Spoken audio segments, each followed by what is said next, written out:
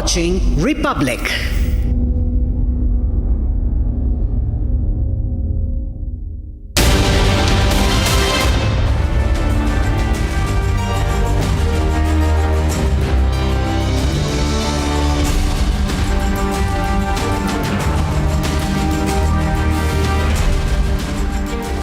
Thank you for joining us on This Is Exclusive. At 7 p.m. we're coming to you with three big stories. We have an exclusive report from Mumbai, India's financial capital. If you've been to Mumbai, ladies and gentlemen, one of the highlights for any first-time tourist is the Gateway of India. And at the Gateway of India, just off the coast of Mumbai, there has been a tragedy when a high-speed boat rammed into a ferry, and we've had loss of lives. We are still waiting to get the full details to the extent of what has happened there. A latest report suggesting 2 people have died. I'm going across straight to that. Here are the headlines on the show this evening.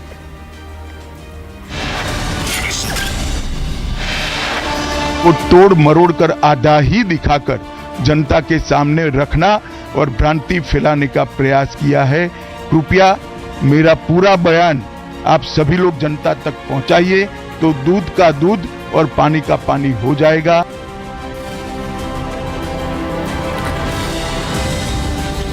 Amit Shah responds to what the Congress has been saying all day long, claims his speech in Rajya Sabha was distorted.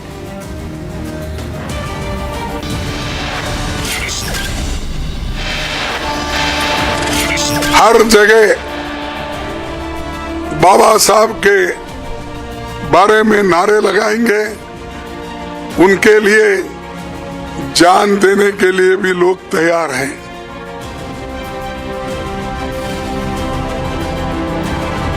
Open incitement by the Congress chief, says people are ready to lay down their lives.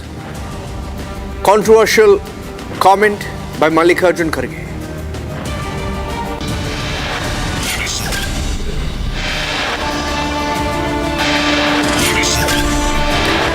That's the video of the collision, the high-speed Mumbai-Mitsi collision that has led to a ferry sinking off the coast of Mumbai. We have a live report on the show tonight.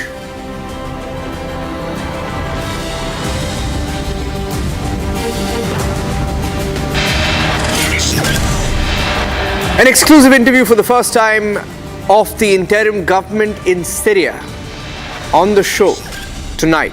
Assad gone. What's next?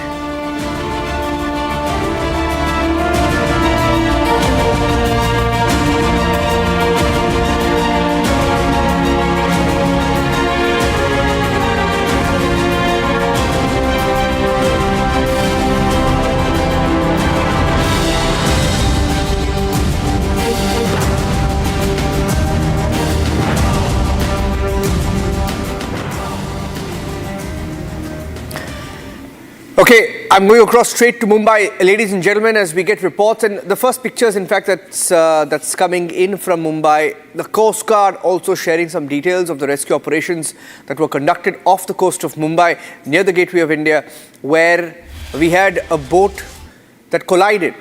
A high-speed boat that collided with a ferry led to the boat sinking off the coast of Mumbai, close to Uran. Let me go across to Sandeep, my colleague, if he's there, joining us on the show this evening. Sandeep, you're there. We have the pictures. Before I come to you, Sandeep, just stay there. Right, stay there. I want my producers to play the video, the high-speed collision in Mumbai. High-speed boat collision. Now, we don't have an exclusive, we don't have a confirmed, the collision. Can I have the collision when the boat came in and rammed into the ferry? I want to play that on the wall. I'll play that wall. Yeah, this is the video. Can I please play that on the wall? Yeah. If you can see this video, I'm going to play that video on the wall. I'm seeing that video. Now, I can't confirm whether there is a boat that belongs to maybe the Coast Guard or the Navy. Now, I don't know. These high-speed boats, was it a privately operated high-speed boat? What do we know about this high-speed boat? Was it a privately operated high-speed boat? We don't know. But look at the speed at which this boat is traveling, right? And it comes straight and it rams into a ferry. And if you've been to Mumbai, any of these ferries carry anywhere between 50 to 150 people. in one go. They travel between Elephanta to the Gateway of India, and they do different trips. And it was one such ferry. It was called the Neel Kamal, and that's the video of the collision. Sandeep, what happened there? I mean, who was in that high-speed boat? We are hearing that 2 people have died. Who was in this high-speed boat?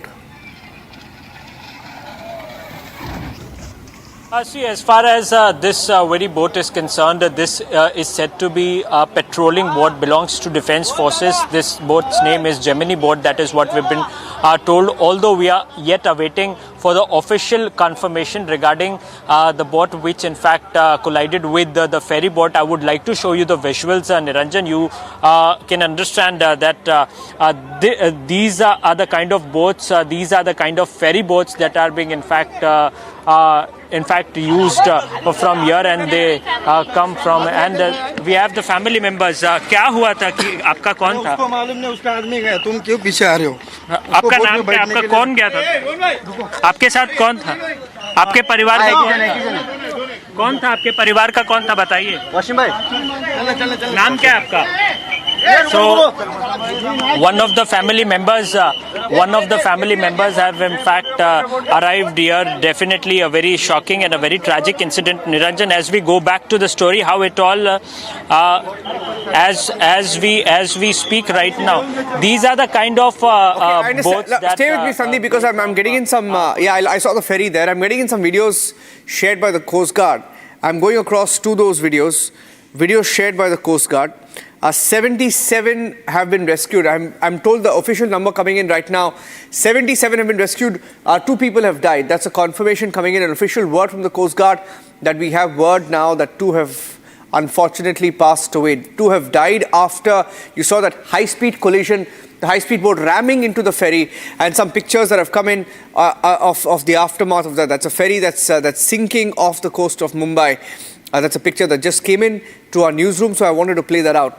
The Coast Guard has released these pictures confirming that 77 have been rescued alive and 2 of them have unfortunately died. We don't know whether they died as an impact of that collision or after having drowned off the coast of Mumbai. Let's put out some more pictures and videos that came in from the Coast Guard. We had some more pictures, in fact, that were just breaking into our newsroom. This one of the rescue operation of the passengers who were on board the ferry Neel Kamal being shifted onto the Coast Guard rescue boats to be taken to the coast of Mumbai. And of course, all of these boats then dock at the Gateway of India. Hundreds of these boats travel every day between Mumbai and Elephanta Caves and Uran, etc. It's perhaps one of those rare times when something has gone wrong, but it's certainly worrying that this happened. I'll leave it at that. We'll move on now and come back to this. These are live pictures coming in that you're seeing on your screen of some more rescue vessels and boats that are being sent off the coast of Mumbai. Okay, let's move on now, keeping a close track on that story in Mumbai. We have Sandeep live. The big political story of the day, ladies and gentlemen, the constitution debate has been ongoing for the last few days. You had Prime Minister Modi speak on Saturday in what was a very, very aggressive counter to the Congress party. The Prime Minister essentially spoke about efforts the government has made to live by the Constitution, to ensure there is equality for all, so that everybody is taken forward together in the spirit of the Constitution, while also pointing out how the Congress was essentially toying or had throttled the Constitution in different times in the past. Home Minister Amit Shah spoke yesterday, and the Congress, all of today, has held on to a part of what Home Minister Amit Shah said to claim that he insulted Dr. B.R. Ambedkar. So we have what Kharge, the Congress president, he held a news conference. He made a few allegations, and then Home Minister Amit Shah responded to that. I'd like to play more of that out right now.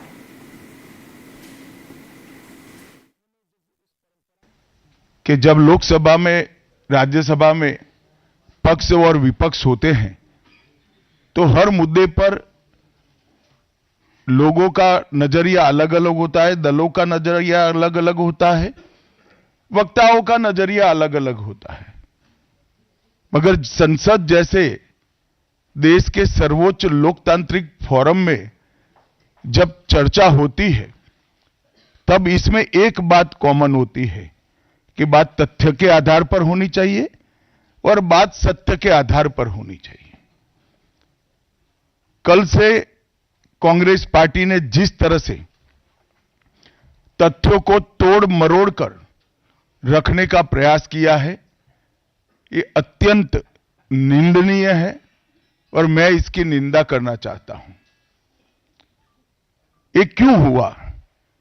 क्योंकि Bharatiya Janata party के वक्ताओं ने संविधान पर, संविधान की रचना के मूल्यों पर, और जब जब कांग्रेस या भारतीय जनता पार्टी का शासन रहा तब शासन ने संविधान के मूल्यों का किस तरह से मूल्यांकन किया, संरक्षण किया और संवर्धन किया, इस पर फैक्ट के साथ भारतीय जनता पार्टी के वक्ताओं ने अनेक उदाहरणों के साथ जनता के सामने विषय रखे और उसमें वो तय हो गया कि कांग्रेस पार्टी आंबेडकर जी विरोधी पार्टी है, कांग्रेस पार्टी आरक्षण विरोधी पार्टी है, कांग्रेस पार्टी संविधान विरोधी पार्टी है, कांग्रेस पार्टी ने सावरकर जी का भी अपमान किया,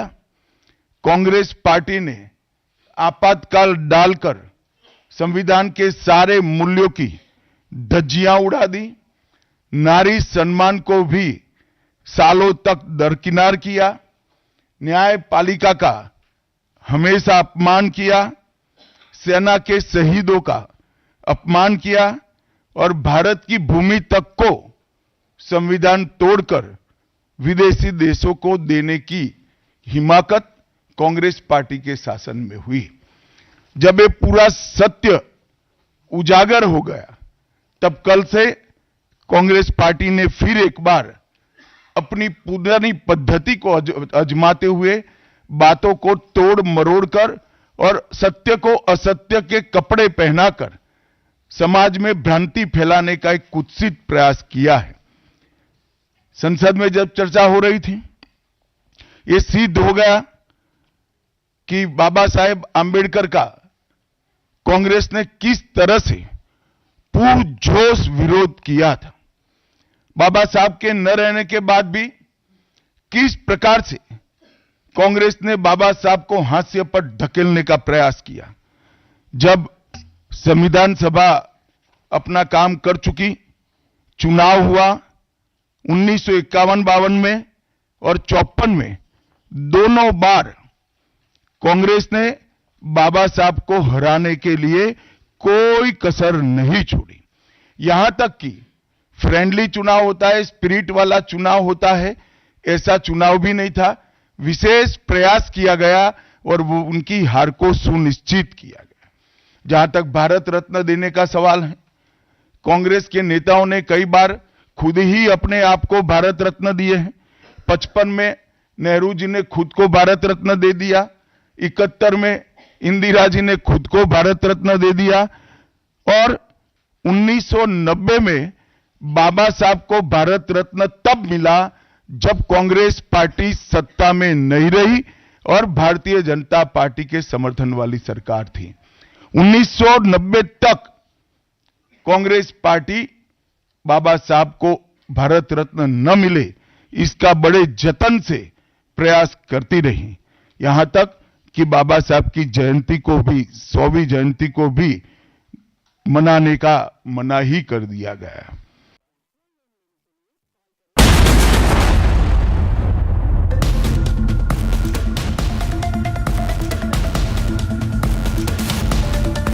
All eyes are currently on what's really happening in Syria after Assad has now been ousted and is in Russia. The question is, how exactly will Syria come together and be able to meet the various challenges that faces right now? For the first time on Indian television, we have from the department in the interim government, the political affairs department, Mr. Ubeda, who's going to join us on this broadcast. In fact, my colleague Manar, who's been reporting for Republic from Syria, is going to help us translate those very questions. Manar, the first question that I would like to ask Mr. Ubeda is to how exactly are they now bringing together all the rebel groups? What's the transition of power like? تحية لكم ولجميع المشاهدين الكرام. نقول بعد دخول دمشق انتهى نظام الأسد المجرم وانتصرت الثورة السورية ودخلت سوريا الآن مرحلة جديدة، عنوان هذه المرحلة هي دولة المؤسسات والقانون والعدالة.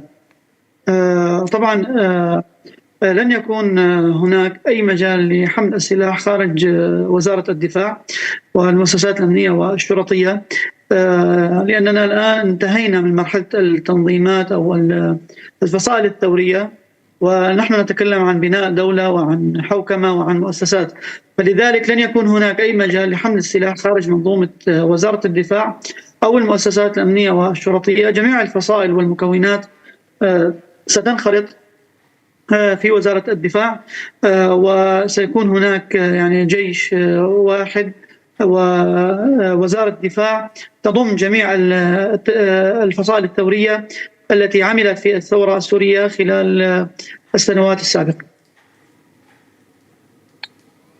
Okay, so Mr. Ubaida is saying that they are gathering all the rebels group under the government defense system. So there will be no room for weapons outside the context of the state system. So there will be no groups, only the military of Free Syria. Manar, who exactly will now be leading Syria after Assad? We have already seen how the HTS has indicated that they would rather bring everyone together and form the government. Are we really looking at Mr. Julani being the next leader of Syria?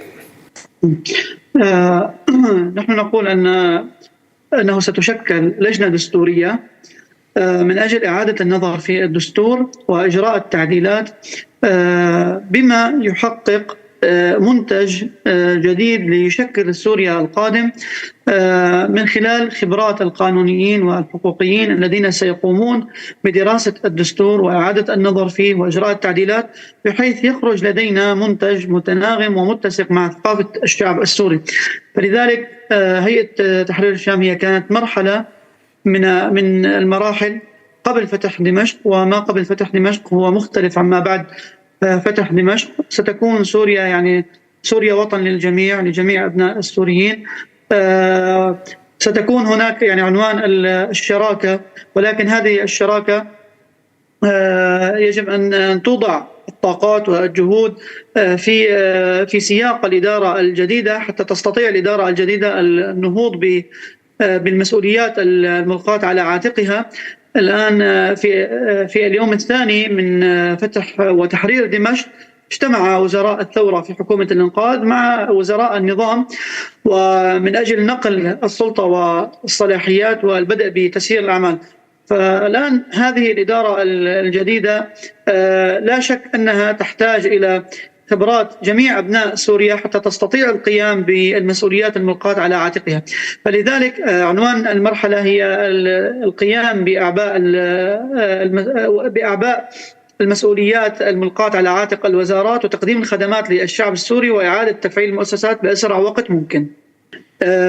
أنا أعتقد أن هذا الأمر يعني سابق لأوانه. نحن الآن ما زلنا في الأسبوع الثاني من تحرير دمشق، ويعني لابد أن يكون هناك مساحة من الوقت حتى تختمر الأمور والرؤى. يعني هذا الأمر مبكر الحديث فيه.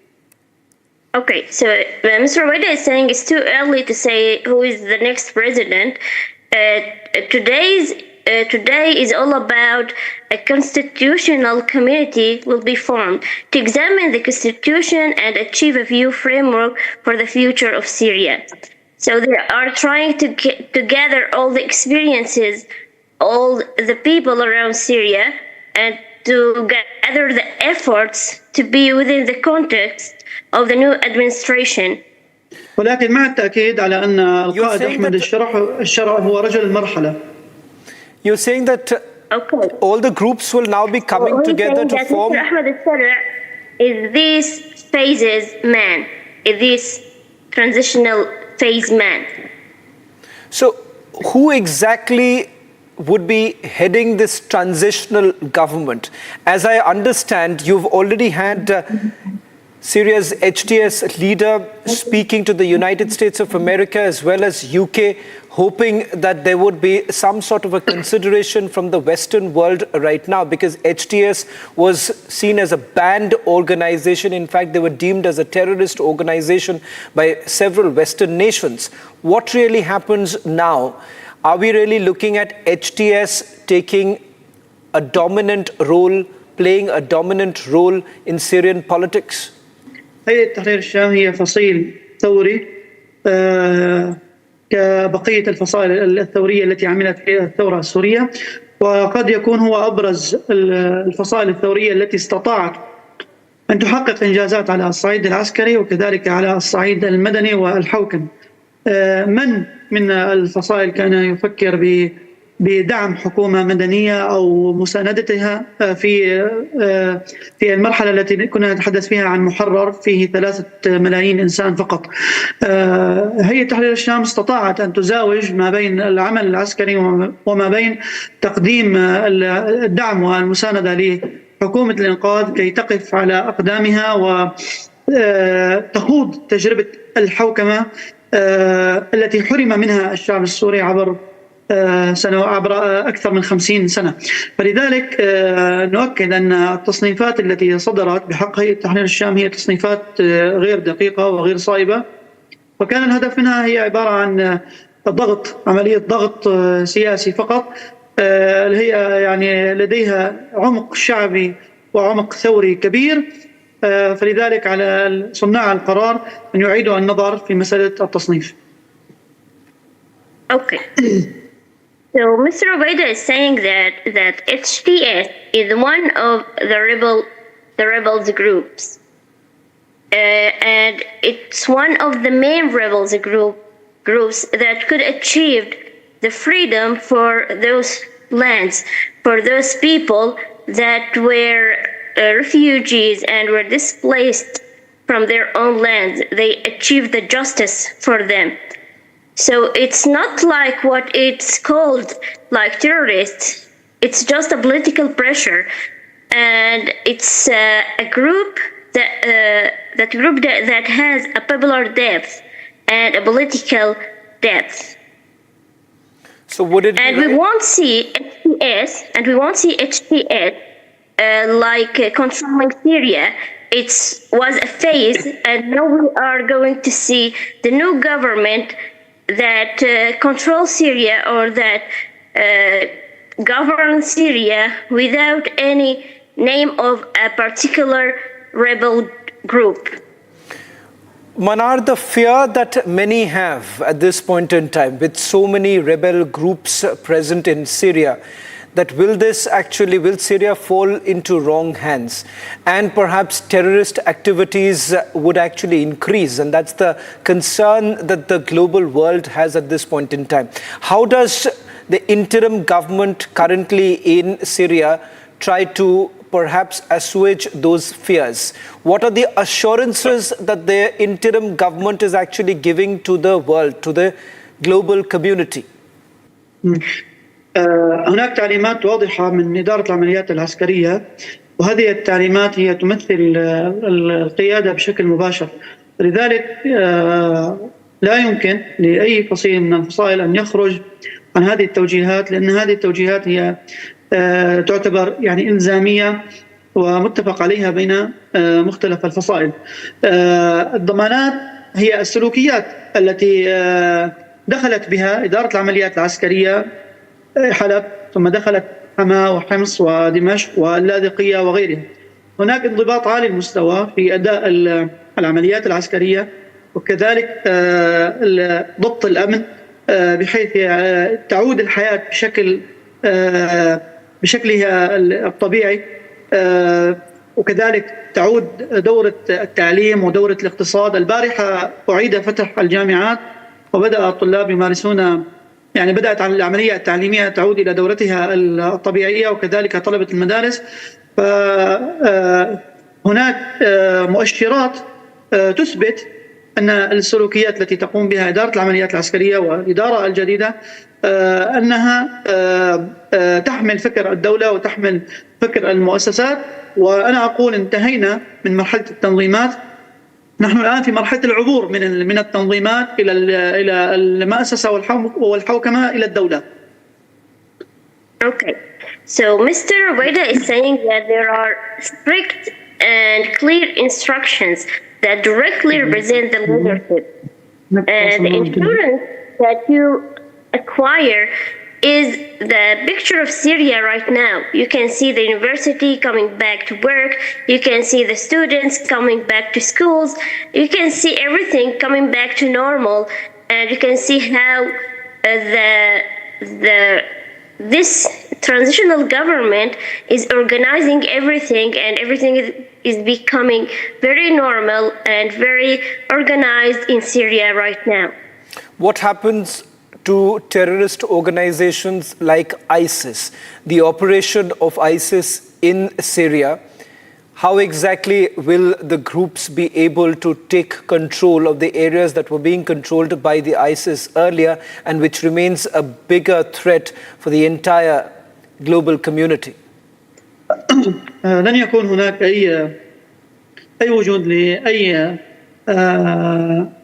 تكتل أو تنظيم يعمل على دعوات الأمن في المنطقة وفي سوريا. من الفصائل الثورية على اختلافها ويعني على تنوعها، الجميع يرى أن داعش هي عدو للشعب السوري وعدو للثورة السورية، وكان هناك يعني صراع شديد ما بين الفصائل الثورة السورية وداعش.